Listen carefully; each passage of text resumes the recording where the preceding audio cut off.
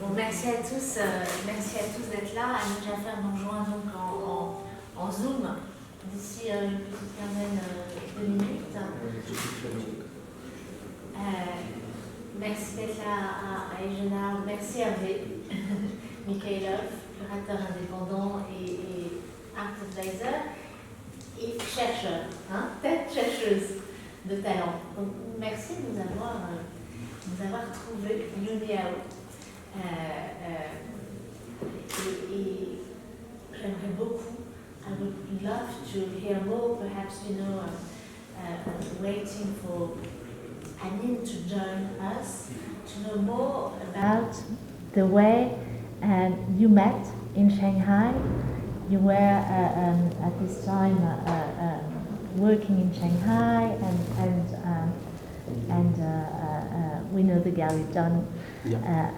And when Hervé decided and invited you to join to Paris, I would like to know more about that, and it would be lovely as well to know more about this great venture that is happening at the same time in Paris with the opening of Galerie Margot, and you are now having a wonderful first or second chapter of the exhibit. We're extremely happy to have here at Egenard.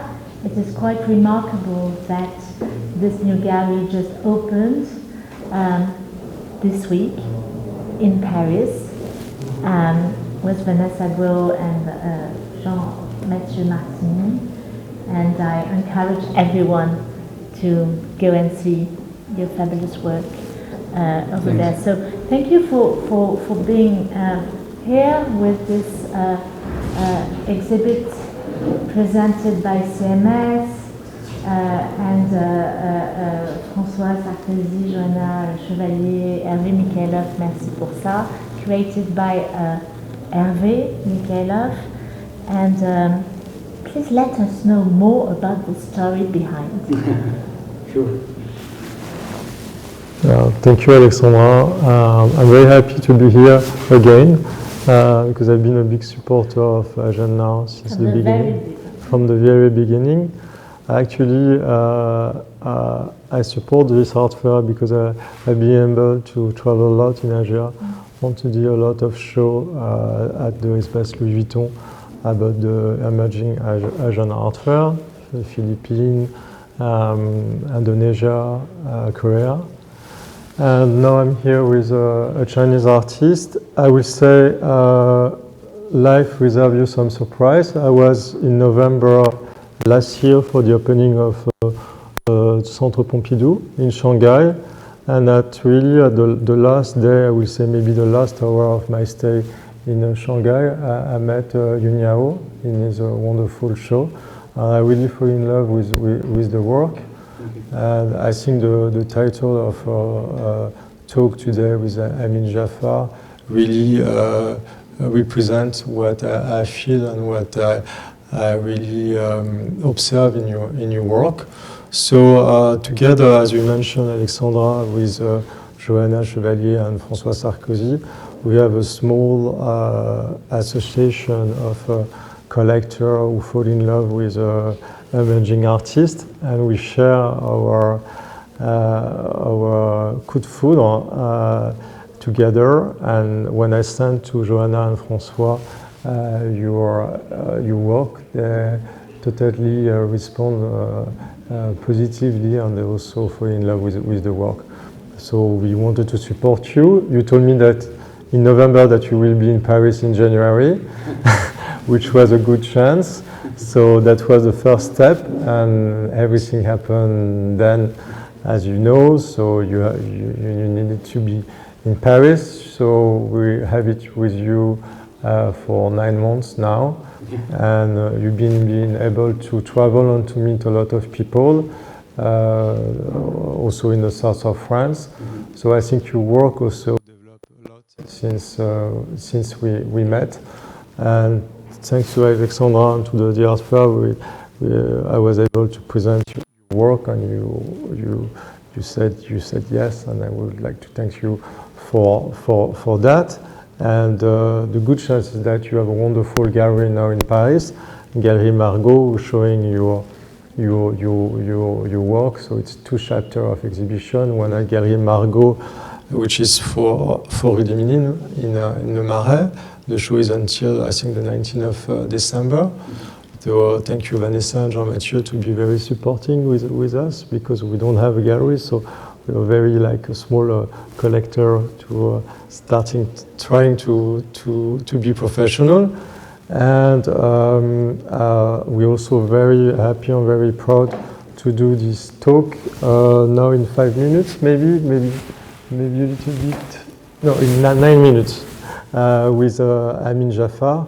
So Amin Jaffer is really like one of the key specialists of the encounter between Asia and Western culture.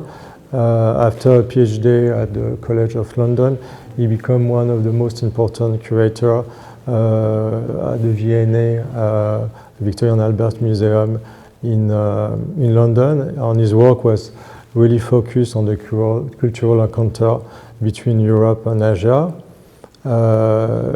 In his exhibition at the Encounters, he explored the aesthetic exchange between East and West art during the period of the 16th century to the 19th century.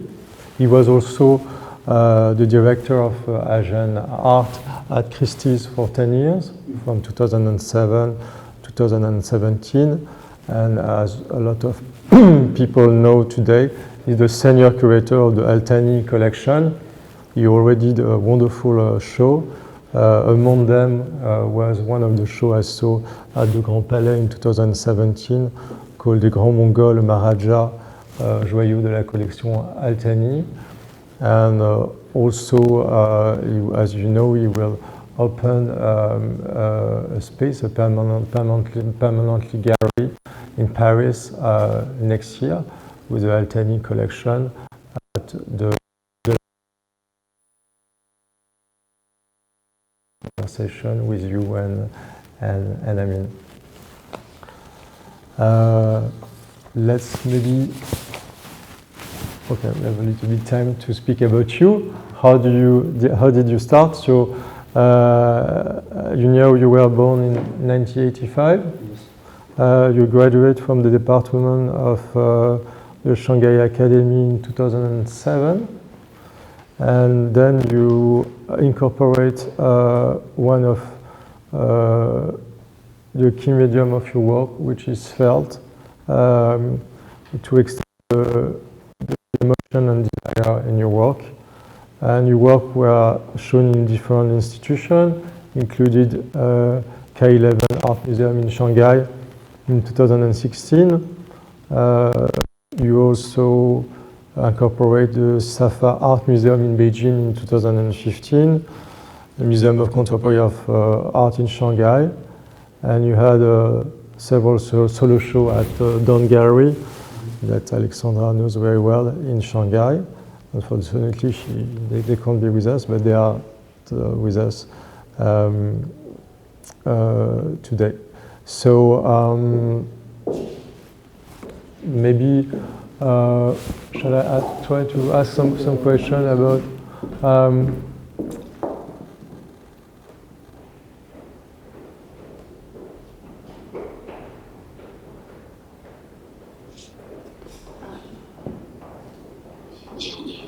Yes, to turn on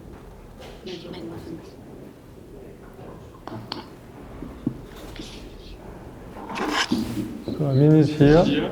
Hello Amin, can you hear us? Yes, absolutely, I can hear you. Can you hear me? Yes, very well. Thank you for being with us today.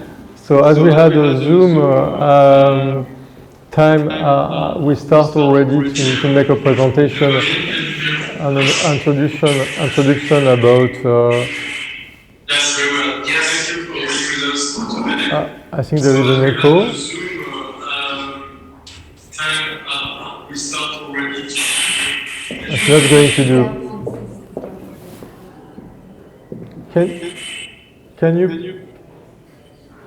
Can you put your earphone maybe? Because we where my son.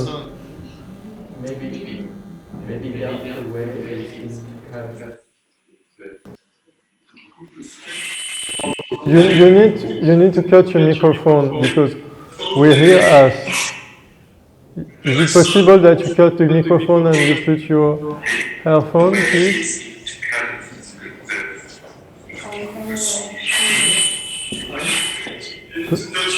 Vous l'envoyez. Vous l'envoyez un texto. Is it better now? Yes. So, I mean, I'll let you maybe introduce a little bit the work and start with the first slide.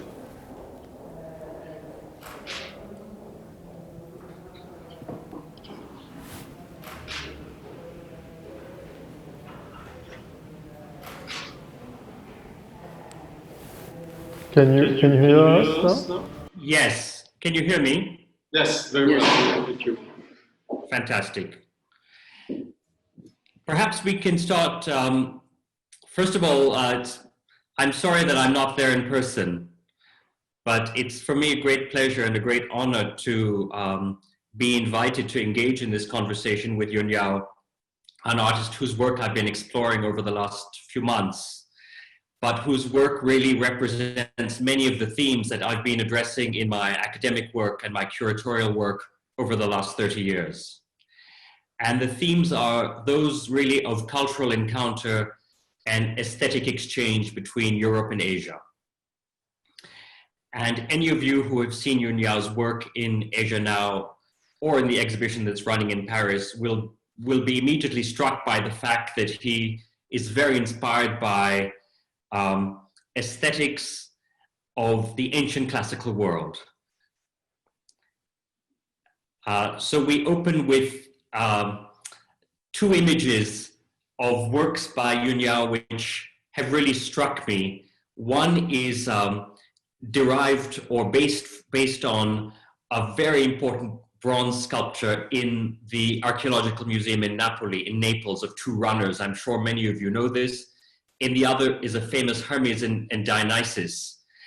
And anyone who's followed contemporary art in China, or indeed who walks around the fair today, will remark on how different Yunyao's practice and how different his subjects are from, let's say, the mainstream, from what is actually happening in the commercial contemporary art movement.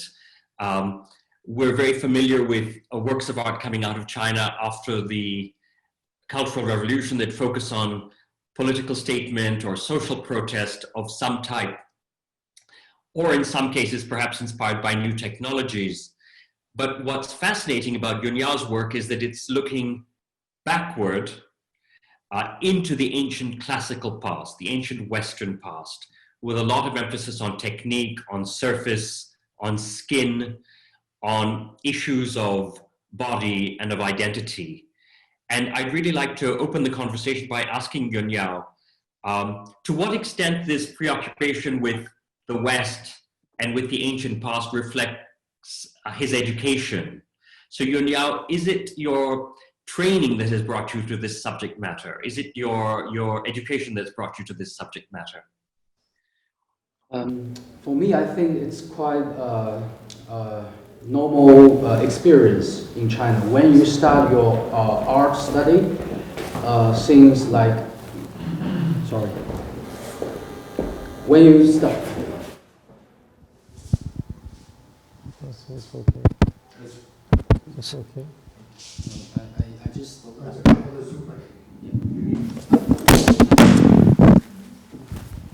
Wait. It's actually, I think, for Amin in order to. Okay.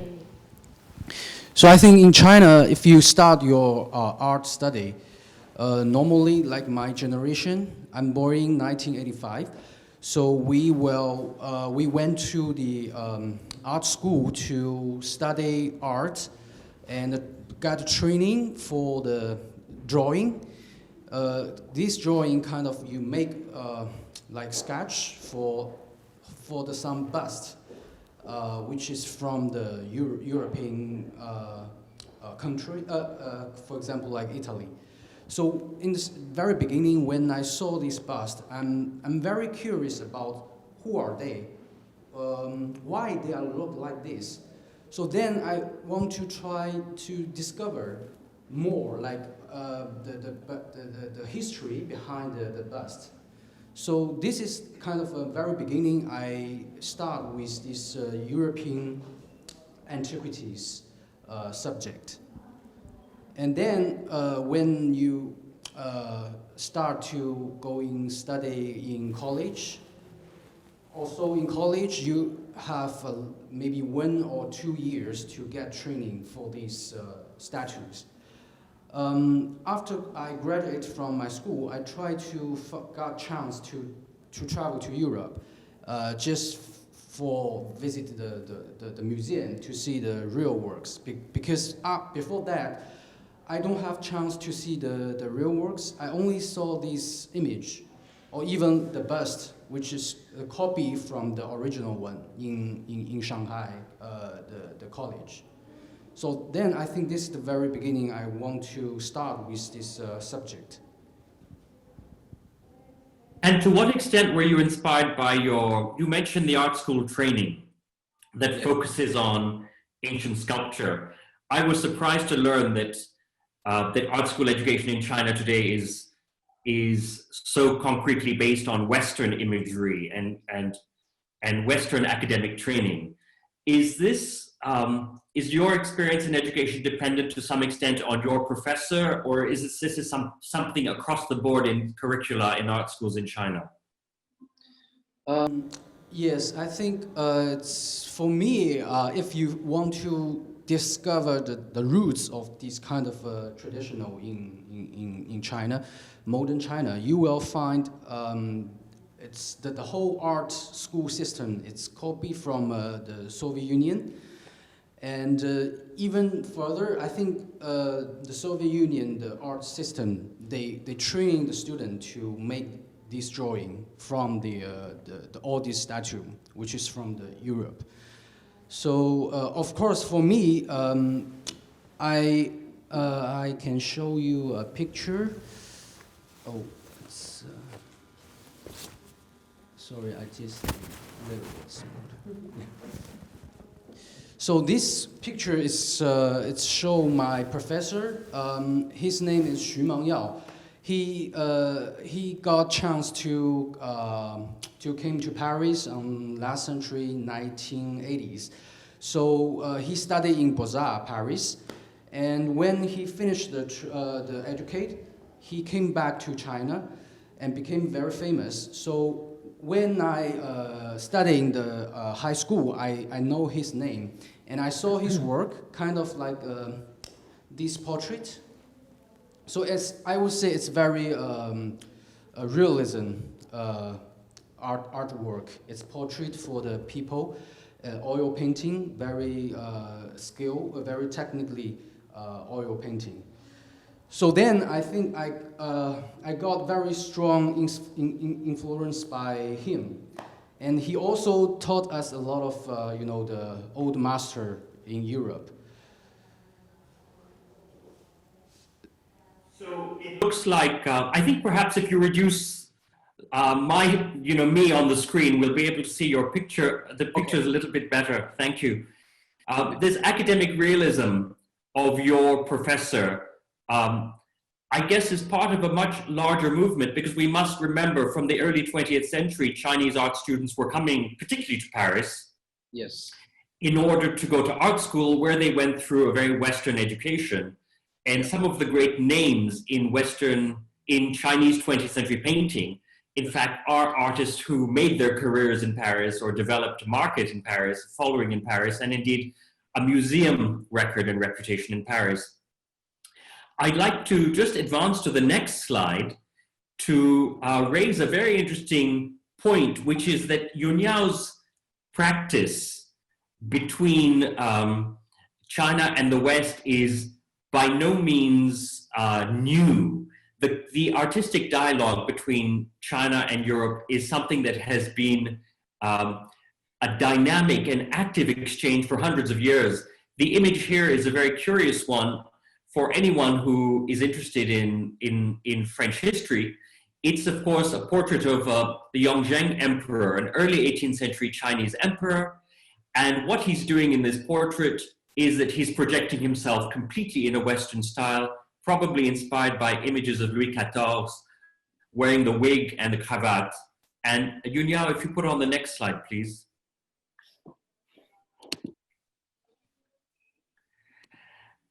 I'm sure all of you are familiar with the work of this artist, the Jesuit painter Giuseppe Castiglione, who was a European painter who was working at the imperial court. And he was one of, perhaps he's the best known, but he was one of a large number of craftsmen and artists from the West who established workshops in the imperial court because there was such an interest in China in the late 17th and 18th century in Western painting techniques and in Western subject matter. These are details of a very large painting showing 100 horses. And it's a scroll painting, so it's completely using Chinese traditional materials and subject matter, but with a layer of Western perspective and realism in painting. And what's interesting with 18th century Chinese court painting under the Qianlong Emperor is indeed we see the absorption of Western painting perspectives and techniques.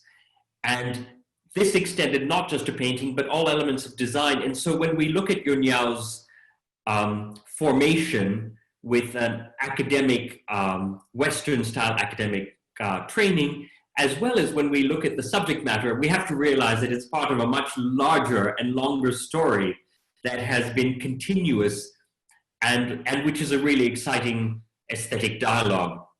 Before we go back to Yunyao's practice, I'd like to show one more slide, please.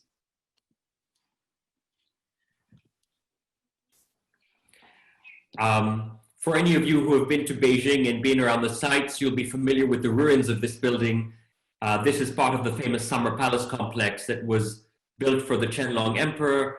I use it only to show you that in the 18th century, in the imperial court in Beijing, there was such a fascination with Western design, rather mirroring the chinoiserie that existed in Europe, that there were palaces and complete interiors that were created in a Western style. There was such an interest in Western taste. This, of course, was destroyed in the late 19th century. But it lays in a sense a foundation for understanding Yunyao's practice today. Shall we go to the next slide, please?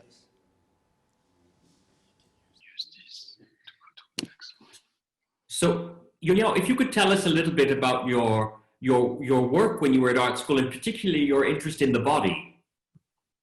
I think this same example, like I showed works here. It's my early work, which I started doing when I studied in college. This work, because you know in the college, you have to got this academic art training. A lot of art students, you were around in the one nude model to make a drawing or make oil painting for him or for her. And this kind of training, for me, it's quite boring because every time I think why I have to focus on the whole body. Maybe I can focus on one part. I mean more details. So then I decide to use because this work it's paper drawing. I use a pencil and watercolor, even a little bit Chinese ink to draw. And I think I could focus on the very specific details.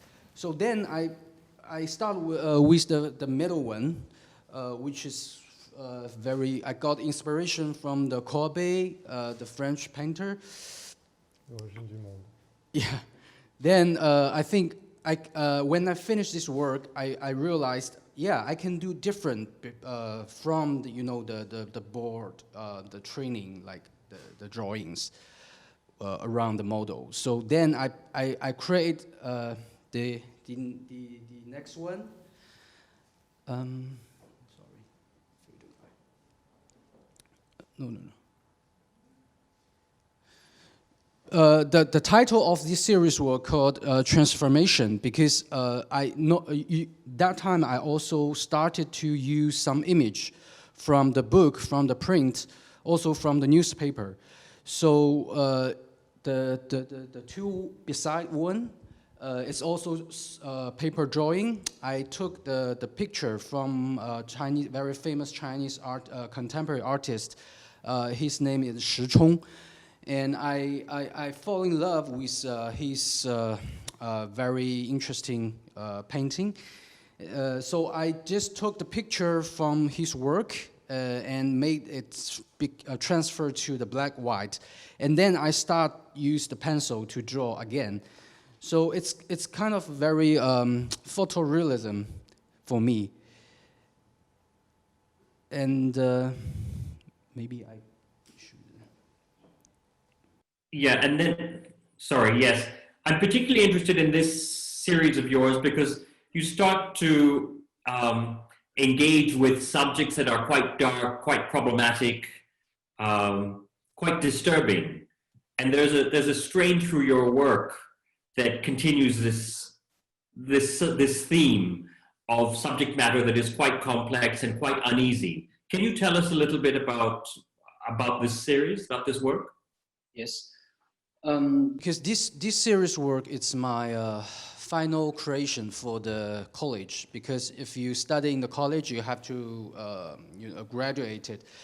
And then you have to create some serious work for your final exam. So here is the picture, which is I create this serious work in the apartment. I rent this place as my temporary studio in Shanghai at my last year in the college. So here you will see the two, actually it's triptych works, which is the three dead baby. It's oil painting and with some small drawing on the floor. This series work, since I had very strong feeling when I make a lot of times for this academy drawing, because it's always repeat. You make light, you make shadow. I think you have to find yourself. You have to find a conceptual behind your art creation. If you repeat like this, it wouldn't. I would say it's never happened to develop your own style. So then I start to move my focus. I try to find some contemporary art magazine in the library, and then I saw some pictures from the magazine or even art book. So for me, I studied the contemporary art by myself because in the school, the college, not too many professors, they will taught you about this part. So when I find the conceptual art, I think it's very interesting because you have to focus your, how to say, it's kind of like, it's I would say it's different from your, the drawing. You have to find what is behind the drawing. So why I make this serious work? Because that time I'm focused on the, the pollution issues in China, because this part it's just happened on me, on every Chinese people, and even some, the pregnant women, they have very sick. They even have the baby, when the baby born, they just died. So I try to ask my best friend, which he studied in the university for the medicine. So I went to the lab of the hospital and I took some picture for this dead baby. And I think I could produce work for these very moving pictures. So then I create this series work. And what was the year? Which year? In which year did you do this series? I start this series work since 2007 and finished whole works 2008. So it's right at the moment where you have a huge boom in the Chinese contemporary art market. Yes. And as a student, were you following what was happening? Because it was pretty global news at the time how Hong Kong was becoming a very big sales center. We were reaching record prices for Chinese, at that point, not yet the modern artists, but really the contemporary artists. Yeah, of course, they are very crazy number when I try to study the contemporary art by myself, because I do a research in the library. I saw the magazine, every magazine, they have a crazy number, like many zeros for the one painting. And then I realized, whoa, that's the price of this work. And then I tried to research all these Chinese artists' name. But I think it's no any how to say, I don't get any influence by this number, even their work, because I think the beginning of the Chinese contemporary art, the artists very respectable, but all this work, it's for me, it's too much political issues. I don't care focus on this part. For me, my works, yeah. My works more focus on the human being, the like more classical subject. Can we go to the next slide? Because this again takes us.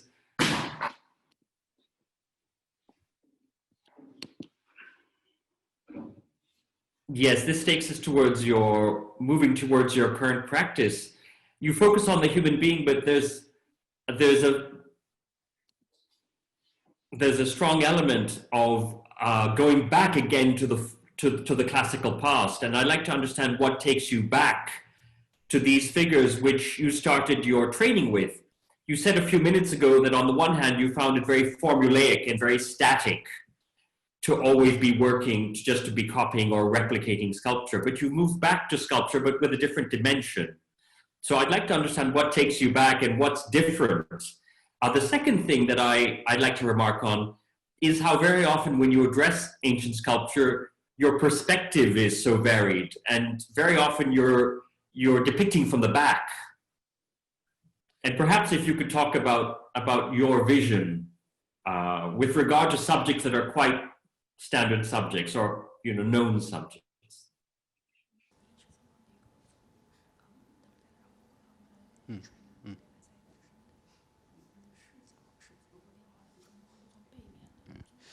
Okay, so the first question, I think why I came back to the classical arts from the contemporary art. I think it's because the material, because 2010 I got chance to go to Ireland, and over there I find the napkins, and this material, because for me, my personally experience, I really interested in make painting or drawing in the different material. So when I'm in Ireland, I find the napkins, and I find this material could be very interesting. Then I use acrylic ink to draw on these napkins. And then I move back to Shanghai, I find the felt, which is the mainly material I use right now. Then I start to make some small scale works on the felt.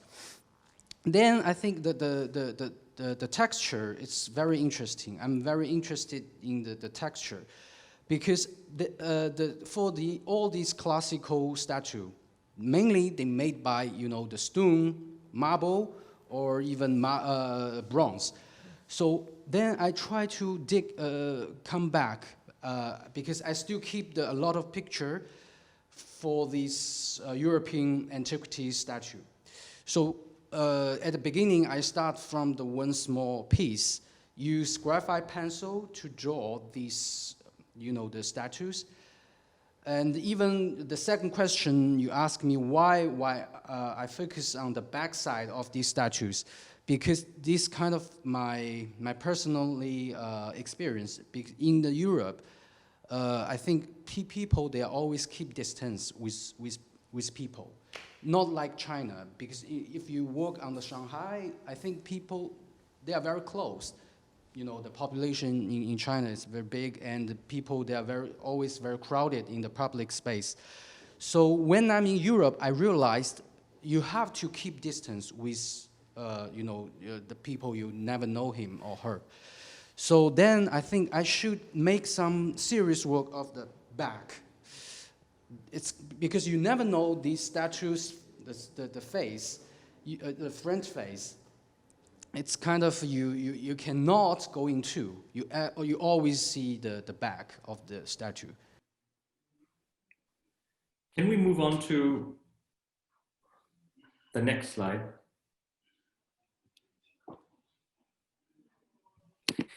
And your work starts to become very, very complex and very, very expressive, often with these counteracting or juxtaposing sculptural forms that become very dynamic. Sometimes they're quite aggressive, and they can sometimes be quite violent, although they're obviously aesthetically very pleasing too. What leads to this juxtaposition of images? What does it mean to you? For me, first of all, I talk about the material. Then I think I had a chance to see the real work in Europe. When I saw the real works in the different museums, the scale, the size of this statue always shocked me. Because when I reserve this sculpture, I always take around. And to see every angle of the different material, like marble or bronze. Sometimes because I think that the light change the sculpture, I feel some aggressive feeling of this, like for example, like dark marble or bronze. And then I think I should transfer the texture of these real works into my material, like felt.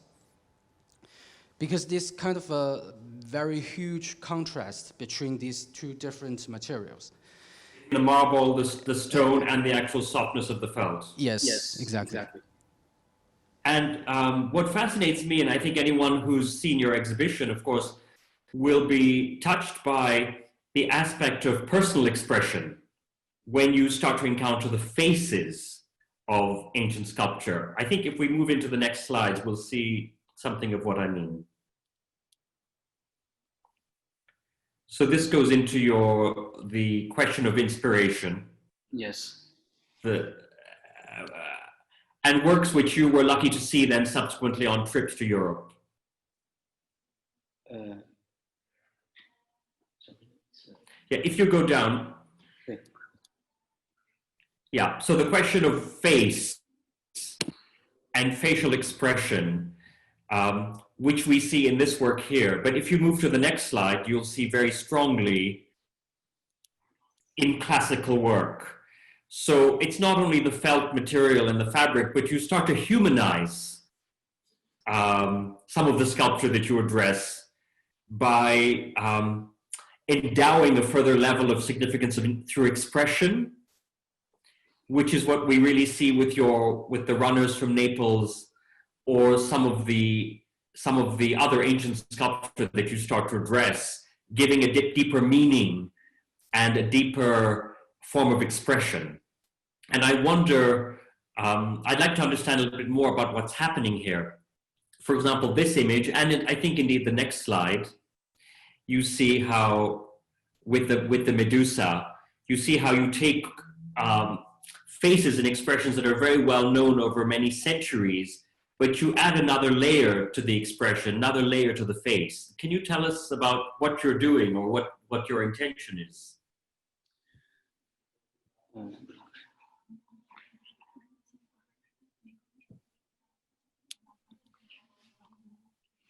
Okay, so let me explain a little bit. These works, it's very early works. When I graduated from the college, that time I still use the paper. It's a paper drawing. I just want to more flexible or even more freedom to create some drawing with portrait. So I make this series work with my some reference, very few reference, more about my imagination. I just used to very quickly draw on the paper, and then because the felt works like this work or this work, the texture of the felt, it's very unique. It's decided to everything. I mean, my method of felt drawing, I only can go one way, because if you make mistake, you cannot erase it. And also I used a very basic material, kind of a pencil or charcoal or graphite. It's also very specific process when you produce one work. So I think then I should more focus on the details of a reference which I used for each felt drawing. Then I think between these two works, I changed the method of my creation. You can tell very clearly from the drawing on paper to the felt drawing. I made a very big decision, just more focus on the felt and more focus on the process itself. And yeah, and also the face. When you talk about the face, it's put my personal emotion. Of course, every statue from the Europe, the ancient time, you will see they are very drama face, even cry or struggling or painful. I think this is always repeat. You will, like recycling. It's even happen on every modern people. So then I think for me, myself, I always have same experience with this different statue. So then I think I should put myself personally emotion to the all these statue. And scale is another dimension of your work that's really remarkable. If we move down further, we begin to see, at least I've been lucky to see because I've come to know you, something of your training and something of your experience. In the Asia Now exhibition, one is struck sometimes by the very large scale work that you undertake. Yeah. And perhaps you can tell us a little bit about this period in which you were actually doing very large scale paintings and what you were going through as an artist at the time. Yeah, this is very interesting. Two images I show here. It's from my very special experience, because after you graduate from college, me and my classmate, we decide to continue our art creation. So we make this. We rent a place to be a studio, and we spend 1 year over there. But it's very hard to survive without money, without income. So after that, I have to find a solution. How should I survive?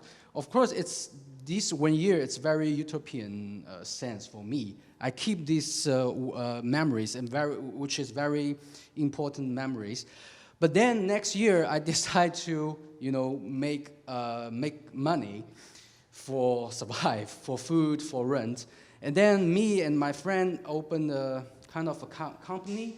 We accept some commercial project.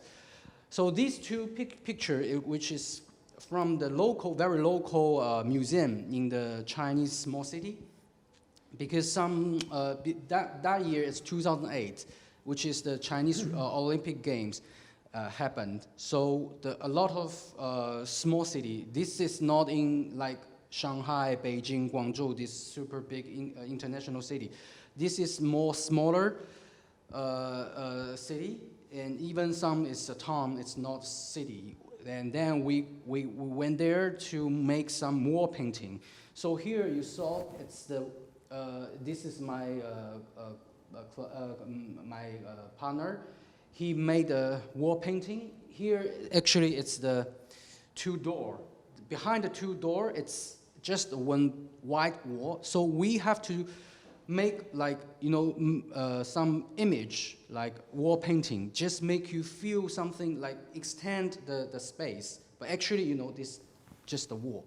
So the right side is same. We try to make very old, very traditional Chinese road and try to, you know, connect with the real space here, which is here. So that's why I want to tell everyone, because now I make some large-scale work. But compare the wall, I mean the wall painting, it's really different, because when you want to make some painting on the wall, usually it's about space.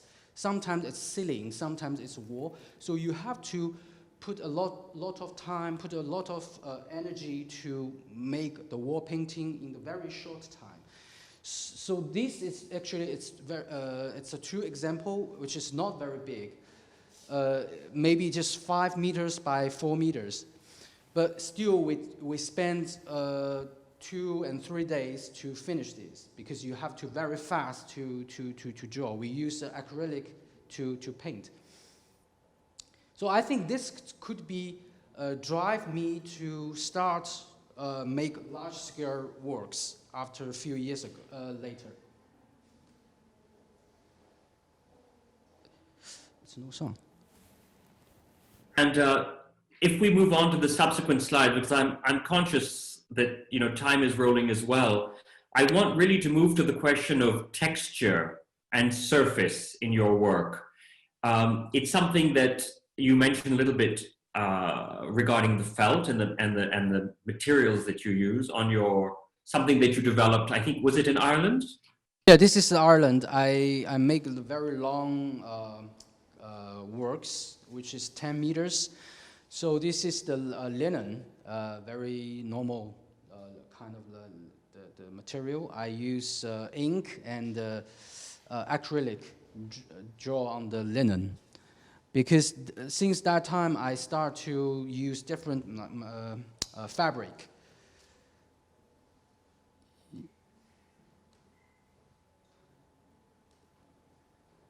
And if we roll on to the subsequent slide, we have, yes, a large-scale Medusa currently showing in Paris, in which the question of texture and scale is really central. But there's a whole body of your work that focuses a lot on surface and trying to evoke whether it's textile, lace, rubber, leather, and which we see in some of the following images. And I'm really, I find these works really compelling. I mean, they're very virtuosic. They're quite, maybe if you roll on to some of the next images, you'll give the audience an idea of what I mean. Yeah, this feeling that your work really engages, particularly with material, with fabrics.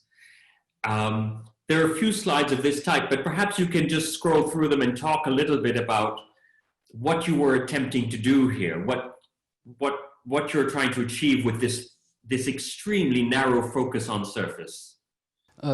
Because I think it's the felt itself. Felt, it's a fabric. It's very big, huge difference from the canvas or linen. When I started to make small drawing on felt, I feel like a very big challenge for me. It's very hard to draw, use like pencil or charcoal. So I try to do a research of this material, how I could relate it, this material to the subject. So then I think maybe I could draw some real fabric on the felt. It's also kind of, when you see this triptych, it's my first big triptych. It's three the clothes. The middle one is from the statue. the details. And beside one, it's just one. I put one fabric on the wall, and just you will see this beautiful line. So for me, it's a very classical structure, and also they are very different texture. Then I try to draw on the felt for these different, the fabric. And even like this here, it's also same. It's different pattern. It's this white one. It's cotton, like lace cotton, and the left side it's like Scotland plate. So plaid. Okay. So I make same technique to draw this work, because this is. It should be my first serious work started to draw on the felt. And if you scroll down a little bit further, you'll see, or the audience will see, your work that engages also with leather and acrylic surfaces as well.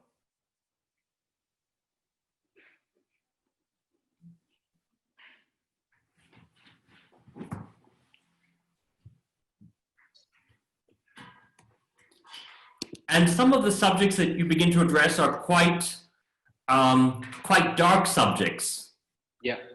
Such as this here. Can you begin to talk a little bit about that? I think sometimes I will make some more dark part works. I think this is my very personal, private part, intimate part. Just from myself, because I sometimes I have a strong feeling with this material like a leather or spandex or even the black marble. Maybe I call it a fetish, and I just can't stop to look at, even to touch it. Then I think, of course, I work on the felt. It's a fabric, but like leather or spandex, they are also fabric. So then I try to make, this is the very first piece, I make the leather texture on the felt. Because still, they are about my researching on different fabric.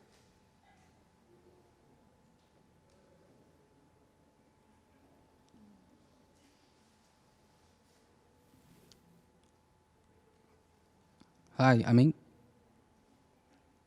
Hello, Amin, can you hear me? Yes, I'm afraid I'm losing, the sound is... Okay. Can you hear me? Yes, we can hear you. Sorry, I'm losing, the sound is coming in and out. And I'd like to, I'm conscious we're running out of time. I'd like to really address another question, which is that of your trip to France just now and the confinement, and how some of the themes in your work have come together in the current exhibition that you're showing right now in Paris. You'll have to scroll down a little bit further, I'm afraid. Yeah.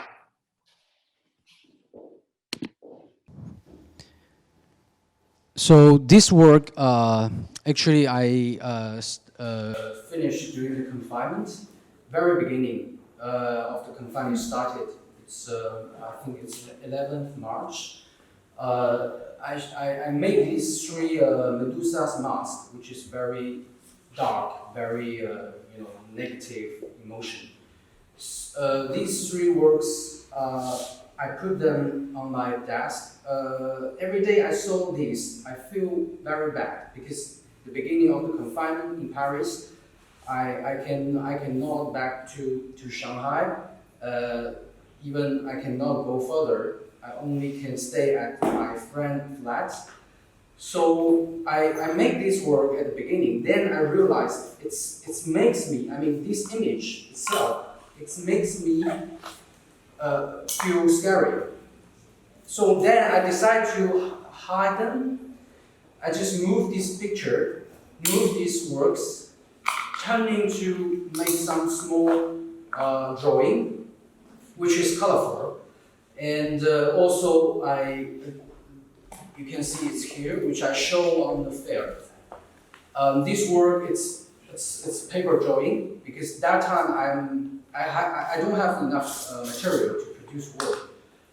Then I try to find material around me. So this is sketchbook paper, because I always keep one sketchbook with myself. So then I went to the Monoprix supermarket to bought some color pencil for children, then to make this series work. So this series will also have a reference, which is from the German photographer William von Gordon, and I got very strong influence by him. His black and white small photo, it's very beautiful. For me, it's very utopian landscape works. So then I try to transfer every image to my small paper drawing. So totally, I made 8 pieces, and then when I start this series, I feel very calm down, because sometimes I even can relate it my background from very early ancient Chinese landscape painting, because they are all the people standing or lying on the natural space. So when I finished this work, this series works, the lockdown stopped. So I just think this kind of art meditation for me.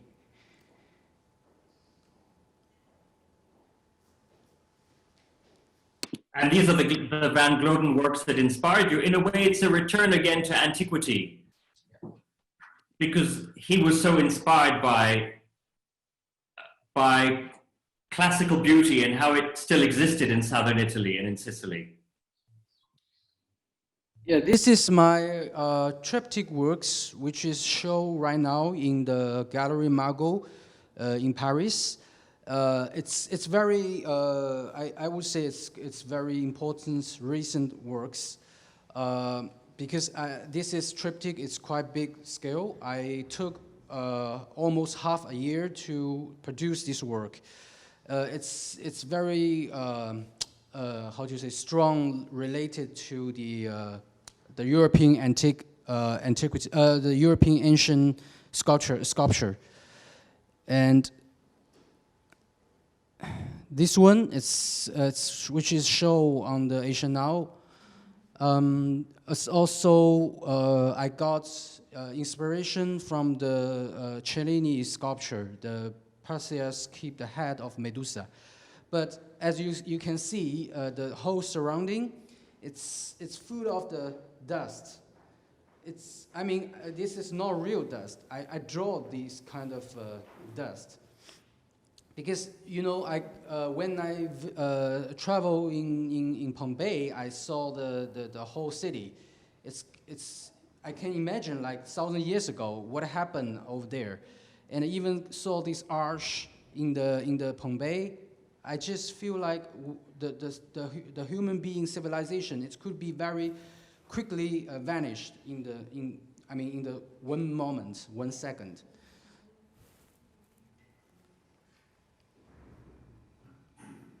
I'm really sorry. I have a fuse that's blown, and I'm losing power on everything on my computer. Okay. So I wonder whether at this stage, if you want to talk about the last few images that are upstairs. Okay, everything is back to normal. That's fine. So this is particularly interesting image for me, the Medusa, which keeps on recurring in your work, and which you, particularly with the last image, which you express as a very emotional one for you when you come to the end of a project.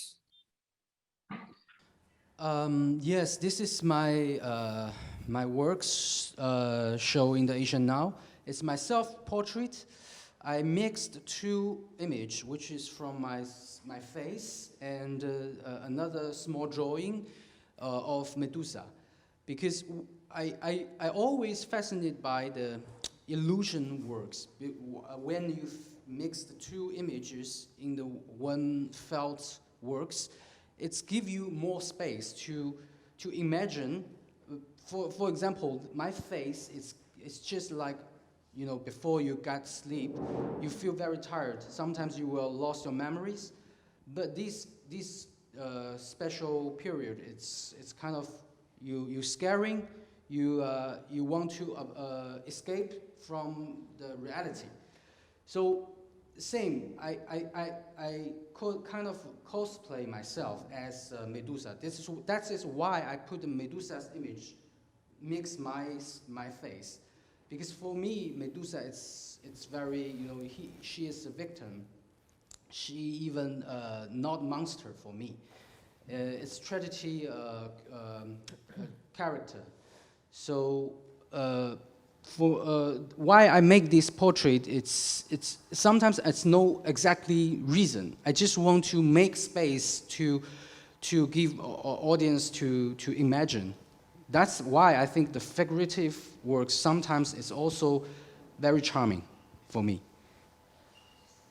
I think it's time to open up to questions from the floor. But before, and perhaps it's better for Hervé to do that as he's there, but before I hand over, I want to ask you one final question, which is that there must have been a point in your life where you had to choose between, or you entertained the idea of working in a more classical Chinese idiom, you know, with paper, with pen and ink, with traditional Chinese art, or even contemporary art that refers more consciously to Chinese visual tradition. Was this ever an internal debate for you, or was it that you always knew, you always had a sense of connection with the ancient Western classical past? I'm sorry if I'm not expressing myself well.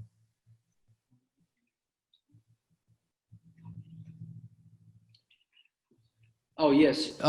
For me, so far, I think I only show my works these kind of felt drawing, which express or transfer the European, ancient European sculpture. But it's not meaning I'm not focused on my culture or my roots, because I also love the Chinese landscape painting, Chinese old masters' work.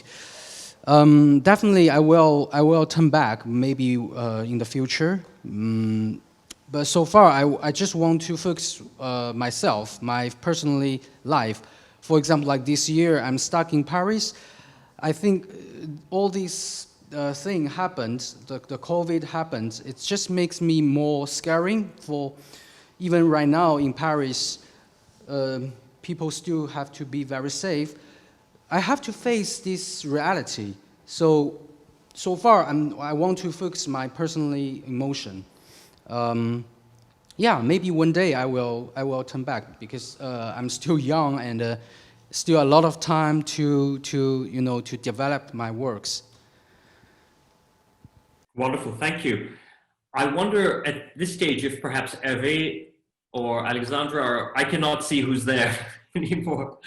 But thank you so much for the talk, on the outstanding conversation. Maybe there are some questions in the room. Des questions? Thank you. I think it's fascinating how you play with ancient European culture, and I was wondering how it is perceived in China. You said you exhibit in Shanghai, in the gallery. So how do people in the contemporary art market, how do they perceive you focus on ancient sculpture?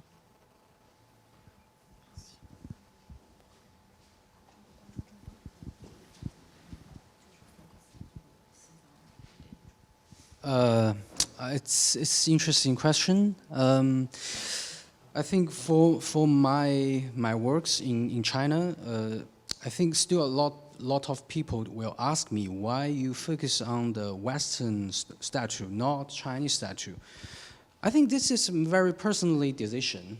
As an artist, you have to focus yourself, which is interest you, which is will inspire you. As I told you, I don't care about the crazy number of the Chinese contemporary art. Of course, some artists, they will focus on the very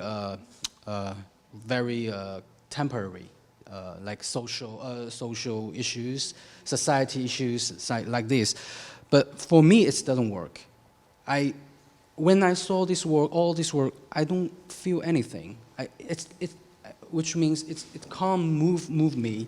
So only these sculpture, when I saw them in Europe, when I saw them in the museum, I just have a feeling I'm really touched. Even sometimes I want to cry. You know, when you saw this work, it's from this 100 years ago, 1,000 years ago, and it's real, just in front of you. It could be, touched, very strong. So that's why I think I want to focus my personally, experience. How does the public react? Oh, I can't represent the public, I can't represent everyone. Of course, some people likes my work, some people don't like. Yeah. Yeah.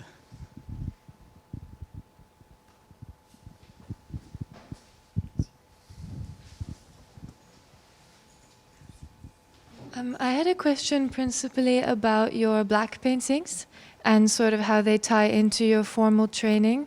So they depict these idealized subjects, these classical statues, but then sort of layered and layered and layered, like a multi-exposure photograph. I was sort of wondering if this blurring or clouding of idealism is the realism that you feel closest to, as opposed to your professor who paints portraits of contemporary figures in a realistic manner. You do sort of, again, like Mr. Jaffer said, looking backwards. So I was wondering if that was sort of your preferred realism. Thank you.